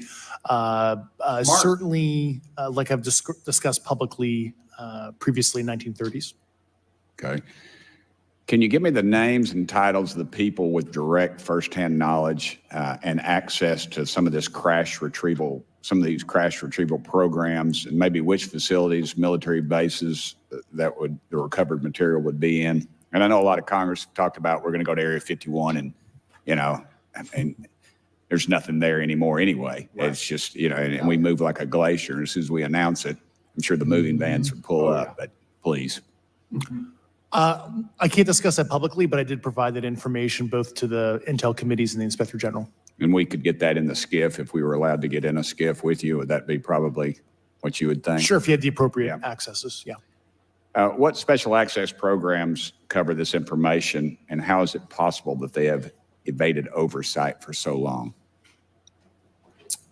I do know the names. Once again, I can't discuss that publicly and how they've evaded oversight. In a closed setting, I can tell you the specific tradecraft used. All right. When do you think those programs began and who authorized them? I do know a lot of that information, but that's something I can't discuss publicly because of All right. sensitivities. If any of y'all want to jump in on any of this, you're more than welcome to. What level of security clearance is required to fully access these programs? Well, anybody who has. And I say that because myself, Representative Gates and Representative Luna were basically turned away at one point at Eglin. Isn't So that please go crazy? right ahead. Think about that. Members of Congress, people that are supposed to National represent we Defense the people. Oversight. Yeah, this isn't, Marjorie Taylor Greene No, who decided, with a hair upper to go to Area 51 or something like that, right? These are members of the literal committee responsible for our national security, and they were turned away. yeah. That should concern everyone. Certainly difference between member access and say somebody like me, but anybody who has a TSSCI clearance and meets the eligibility criteria, the access adjudicative authority should be able to grant you access. Ms. Bergeron, if you'll yield, so just to put a fine point on that, there's nothing that you're aware of that's above special access program classification. It's a misnomer that there's anything actually above top secret. Executive Order 13526 delineates the classification levels. Right. But I draw a point on that because we can have access to those programs. And so the notion that we're not being given that access sort of defies our typical muscle memory here in Congress. Thank you, Mr. Bergeron. I'll yield back to you. Yeah. In other words, we have the necessary clearance, the one you say we need, and we're being told no. Mm-hmm. So who's really in charge? Yeah. Thank you, Mr. Gates. Along those lines, Title 10, you may not know this or not, but Title 10 and Title 50 authorization, they seem to say they're inefficient. So who gets to decide this, in your opinion, in the past? It's a group of career senior executive officials. There it is. Uh-huh. A group of career senior executive officials. In other words, the deep state. Yep. That's what people get confused when Donald Trump, for example, or other people start talking about deep state, right? All we're talking about are unelected bureaucrats that make decisions that should be reserved for Congress, the president, or the SCOTUS. And Congress needs to stop giving up their authority to those people too. That's Exactly. another problem. Yes. And that is the root of the problem. Our Congress has slowly, over time, carved out little bits of its power and handed it over here, over there, over here. Because they don't want to be blamed. They don't want to be blamed. They don't want the responsibility. Yeah. Oh my God, it's too much work. God forbid you should have to actually do something for $174,000 a year, other than sit there and ask questions or vote yay or nay, and campaign every other year. Give me a break. Okay, are they government officials? Both in and out. Do what? Both in and out of government, and that's about as far as I got can you. go there. All right, well. Government and NGOs, private corporations, probably some like equity or investment firms, BlackRock, stuff like that. That leads to my next question. Which private corporations are directly involved in this program? How much taxpayer money has been invested in these programs, to your knowledge? I mean, we know we audit the Pentagon every year, and I've been here 5 years and they failed the dadgum thing every year. Yeah. They lose over $1 billion a year, we think, and I've told Department of Defense maybe 60% of their assets are unaccounted for, whatever the heck that means. In the public sector, you go to jail for that kind of crap. Thank you. So tell me.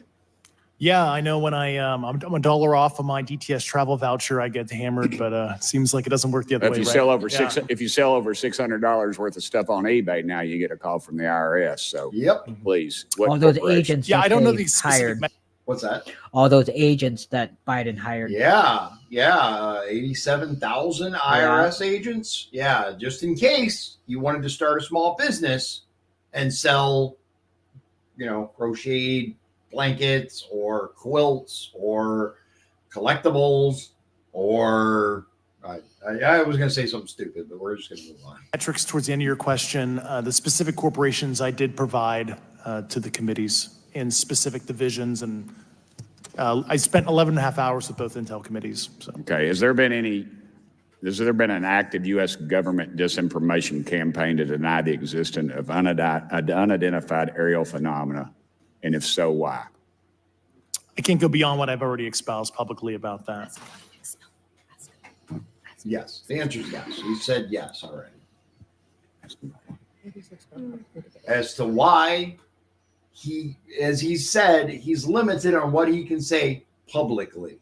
Go ahead. But he still said a lot. Oh yeah, he said, don't get me wrong, he is dropping bomb after bomb after bombshell. Yeah. But he still has to be very careful. Yeah. Because he took certain oaths and signed certain paperwork and non-disclosure agreements, things like that. They're already trying to come after him. If he violates a clearance or something like that, look at Trump, dude. He was president. Yep. And they're saying, oh, no, right? But it's okay for Biden. What you said to get it to the record. Like, ask him what that is so you can get it into the congressional record. Okay, I've been told to ask you what that is and how to get it in the record. What What have you stated publicly in your interviews for the congressional record? Yeah. If you reference my News Nation interview and I talk about a multi-decade, campaign to disenfranchise public interest, basically. Yeah. Thank you. Okay, so Grush, News Nation interview, I recommend it.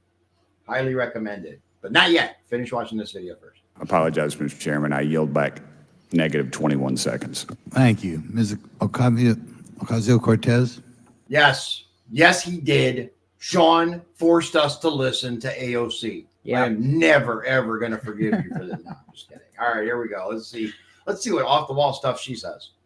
Thank you, Mr. Chairman, and thank you to our witnesses for coming here today. I do concur with the ranking member as well as several other members here on this committee that this is a committee for whistleblowers and for the protection of whistleblowers as well. So we understand what you're putting on the table here and what you're putting on the line here, and we thank you for that. Mr. Grush, you sat on the Unidentified Anomalous Phenomenon Task Force created in the 2020 NDAA, correct? Yes. There have been some things that have been mentioned here during this hearing that I wanted to pick up on. Mr. Graves, you mentioned specifically during the answers to one of your questions, you named Boeing contractors being engaged in an incident regarding this red cube about a football field wide. I was wondering if you could speak a little bit about the interaction, or Mr. Grush, either of you, the interactions between defense contractor companies and any UAP-related programs or activities. So I'll just say that the information about the contractor himself were provided by a witness, and I have no particular detail in that relationship. Mr. Grush? The kind of general unclassed wave tops, certainly the contractors, are the metal benders, so to speak, they're the ones actually doing specific performance on government contracts. Are they required to issue any disclosure regarding UAP sightings, or do they engage in any reporting around this? In terms of the contractors, Yes. Not that I'm aware of. They do not. Okay. Now, when it comes to notification that you had mentioned about IRAD programs, we have seen defense contractors abuse their contracts before through this committee. I have seen it personally, and I have also seen the notification requirements to Congress abused. I am wondering, one of the loopholes that we see in the law is that there is, at least from my vantage point, is that depending on what we're seeing, is that there are no actual definitions or requirements for notification. What methods of notification did you observe? Like when they say they notified Congress, how did they do that? Do you have insight into that? For certain IRAD activities, I can only think of ones conventional in nature.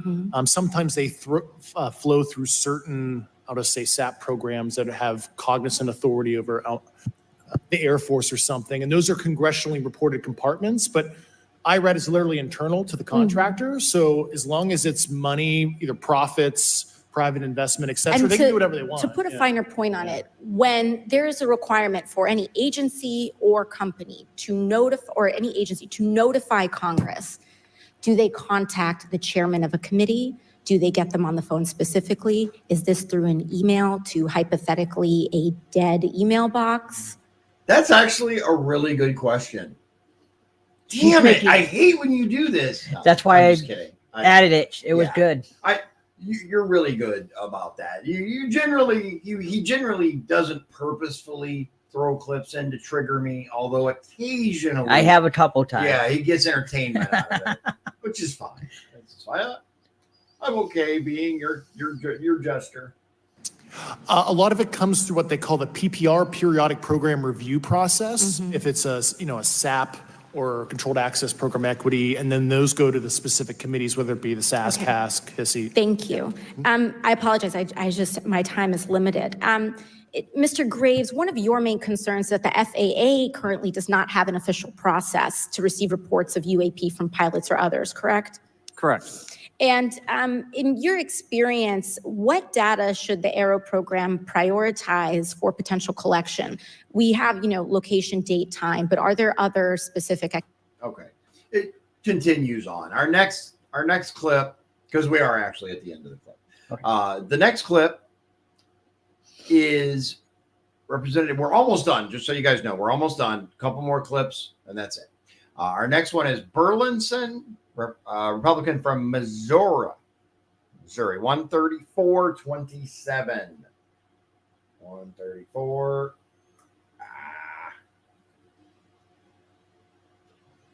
Subcommittee hearing. And then we go to Mr. Burleson. Burleson. Thank you, Mr. Chairman. Appreciate you guys coming out today, testifying. Look, I've been here for 6 months, and I'm pretty skeptical. I don't trust anything in this town. And good plan. And so, I think that's because I'm from Missouri. You've got to show me, right? With that being said, there's been a lot of things that have been said in the public, Mr. Grush, and so I want to get down to, if we can, some specifics, right? So, at one point you had said that there has been harmful activity or aggressive activity. Has any of the activity been aggressive, been hostile in your reports?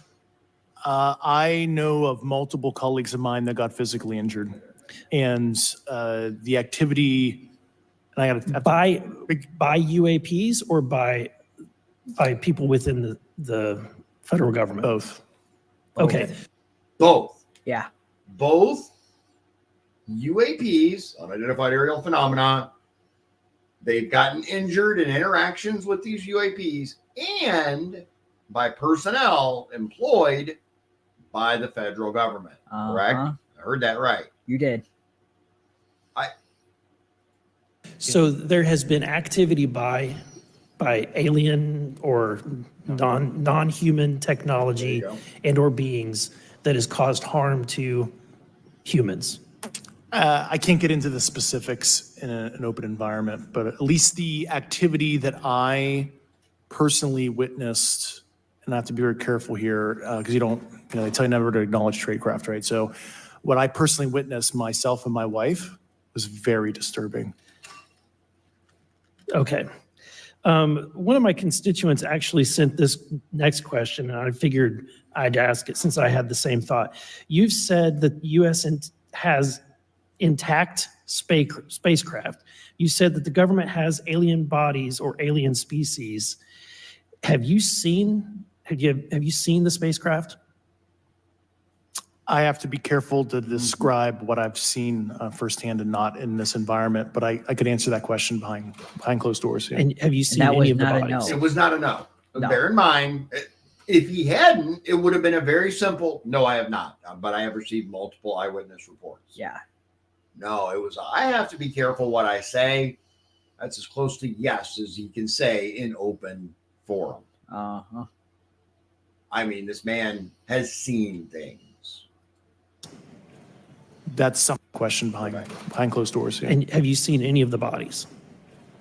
That's something I've not witnessed myself. Okay. There you go. See, on the spacecraft, he could have Yeah. easily said, that's something I have not witnessed myself. He didn't say that. So with that being said, the other statement that has been made that was intriguing to me and it's intriguing because my view has been that we are billions of light years away from any other system. And the concept that an alien species that's technologically advanced enough to travel billions of light years gets here and somehow is incompetent enough to not survive Earth or crashes is something that I find a little bit far-fetched. And with that being said, you have mentioned that there's interdimensional potential. Could you expound on that? Yeah, to answer your first question, and I'm here as a fact witness and expert, but I will give you a theoretical framework, at least to work off, to kind of espouse crashes, regardless of your level of sentience, right? Planes crash, cars crash, n number of sorties, however high, a small percentage are going to end in mission failure, if you will, as we say in the Air Force. And then in terms of multidimensionality, that kind of thing, the frame. What he said in, you run all these from blah, blah, blah, is shit happens. It happens. Mistakes are made. People make mistakes. Equipment fails. Failures happen. Framework that I'm familiar with, for example, is something called the holographic principle. It derives itself from general relativity and quantum mechanics, and that is, if you want to imagine a 3D object such as yourself casting a shadow onto a 2D surface, that's the holographic principle. So you can be projected, quasi-projected from higher dimensional space to lower dimensional. It's a scientific trope that you can actually cross, literally, as far as I understand, but there's probably guys with PhDs that we could probably argue about that. But you have not seen any documentation that that's what's occurring? Only a theoretical framework discussion. Yes. Okay. Okay. Occam's razor is that these aircraft, have they been identified that they are being produced by domestic, military and contractors? Is there any evidence that that's what's being recovered? Not to my knowledge, plus the recoveries predate a lot of our advanced programs that I previously am witting of. So, reverse engineering. We've heard of that. We heard that term at the beginning where he said he has direct knowledge of reverse engineering. Allegedly, now this part I don't know, but allegedly the SR-71 program itself was reverse engineered. Whether that's true or not, who knows? But this guy is extremely credible, in my opinion. Extremely credible. Would it be safe to say that there could be a scenario today where you have an aircraft that crashes and because it's been involved in one program from one federal agency, but the agency that retrieves it is not aware of that program, and to them it appears alien in origin? I mean, that's a hypothetical situation. I'm not aware of any historical situation that would match that you described. So you're not aware? It has not happened that you're aware of? That I'm aware of. Thank you, Mr. Chairman. I yield back. I mean,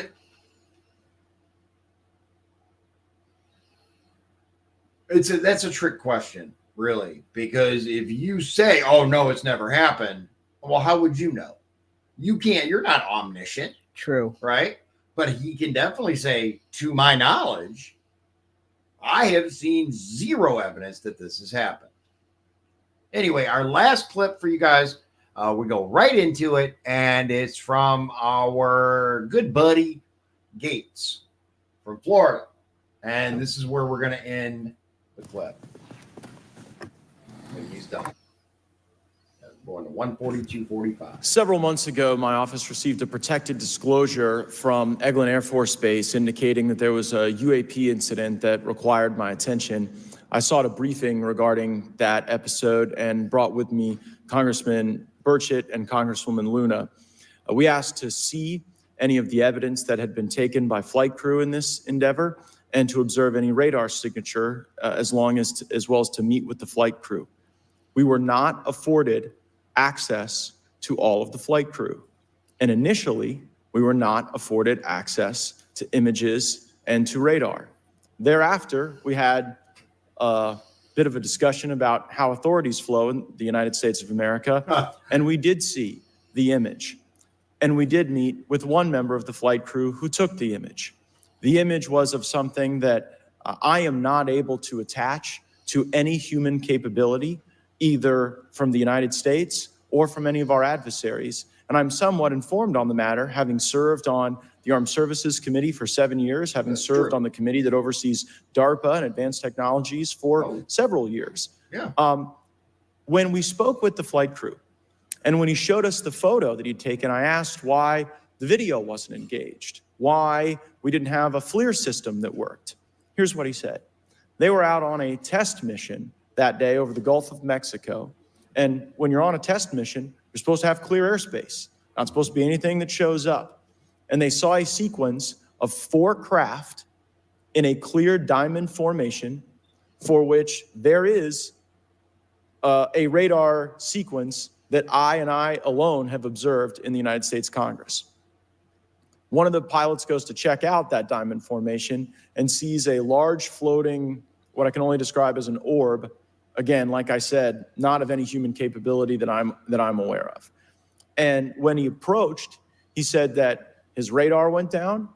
He said that his FLIR system malfunctioned and that he had to manually take this image from one of the lenses, and it was not automated in collection as you would typically see in a test mission. So I guess I'll start with Commander Fravor. How should we think about the fact that this craft that was approached by our pilot had the capability of disarming a number of the sensor and collection systems on that craft? Well, I think this goes to that national security side, and you can go back through history of things showing up at certain areas and disabling our capabilities, which is disheartening. And for us, I mean, like I said, it completely disabled the radar on the aircraft when it tried to do it, and the only way we could see it is passively, which is how he got that image. So I think that's a concern on what are these doing, not only how do they operate, but their capabilities inside to do things like this. Yeah. So that's where we're at, ladies and gentlemen. I really want to try to keep this under the 2-hour mark. So, look, in my opinion, this was extremely revealing. It told us a hell of a lot of information. And I can't wait for the Senate one. I'll look into it. Yeah, I'd like that to be the next breakdown we do, as a matter of fact. But I will see what I can find. yeah, see what you can find and see, what your schedule's like coming up. And we'll be with you guys again very, very soon. As always, hey, we really appreciate the time that you spend with us. And I'm sure the viewers do as well, really appreciate the time that you spend breaking these down, because they are very enlightening. Yeah. Let's face it, our government is in the business of hiding things from the people. Yeah. And that, above all else, needs to change. All right, ladies and gentlemen, as always, thank you for joining us. We'll see you again real soon.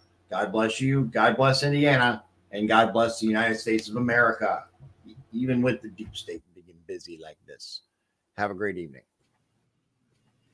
If you'd like to support the show, please visit our Patreon at patreon.com/Dion's Daily Dose. This has been Dion's Daily Dose, hosted by Dion Bergeron. Executive producers, Shawn Holmgren and Michael Beebe. Copyright 2024. Dion's Daily Dose, all rights reserved.